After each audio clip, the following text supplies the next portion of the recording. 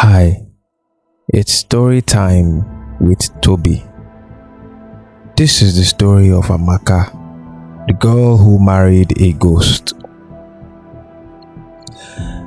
Amaka had never been in love at first sight until she met Daniel.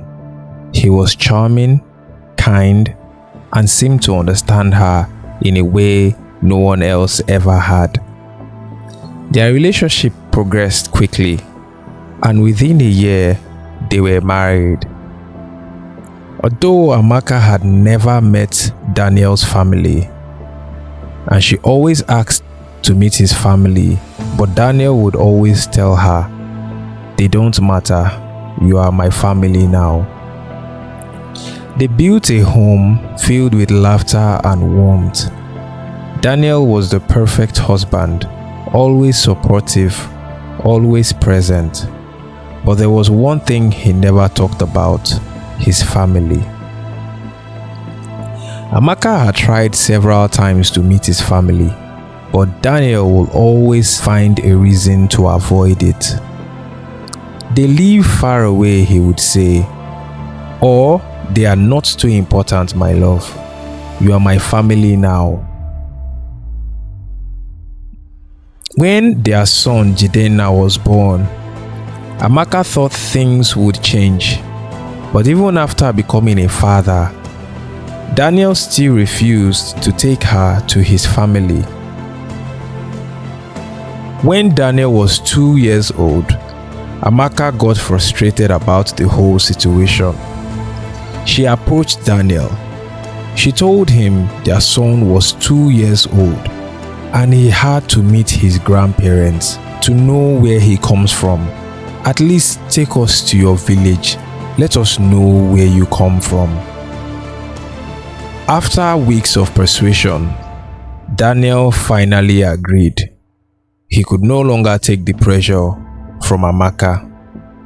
He said they were going to go to his village at the weekend. The journey to the village was long but peaceful. Amaka was so excited. Finally, she would get to meet the family of the man she loved, and her son would get to meet his grandparents. When they arrived at the village, Daniel stopped the car before reaching the house. He pointed out the house to Amaka. "Go ahead and meet them first," he said. "I need to say hi to an old friend of mine before coming to the house. Just knock and tell them you are my wife. They will let you in." Amaka was so excited. She didn't want anything to ruin the day for her, so she did not argue with Daniel. She got down and walked towards the house he pointed with their son Jidenna. Daniel's parents opened the door and welcomed them, but they seemed puzzled.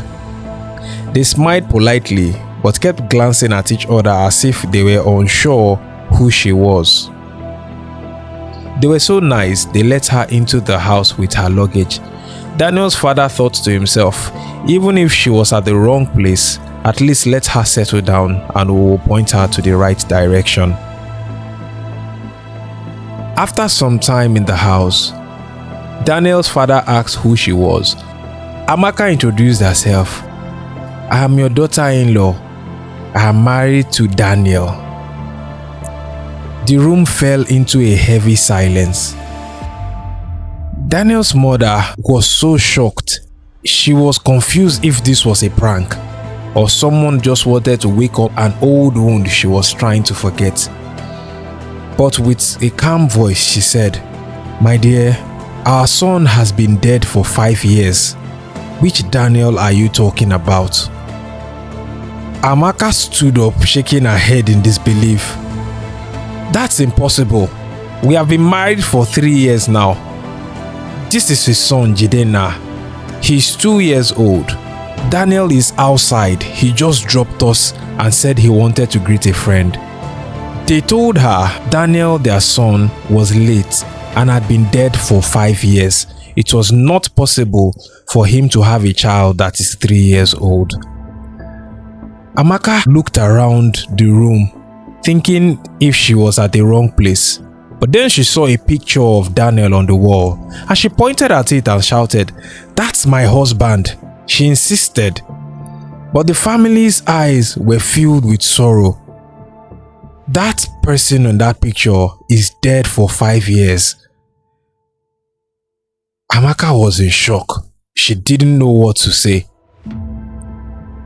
They took her outside to a gravesite and they pointed at a tombstone that had Daniel's name written on it. "See where he was buried. He has been dead for 5 years." Amaka started to tremble. She said to herself, "This is not possible."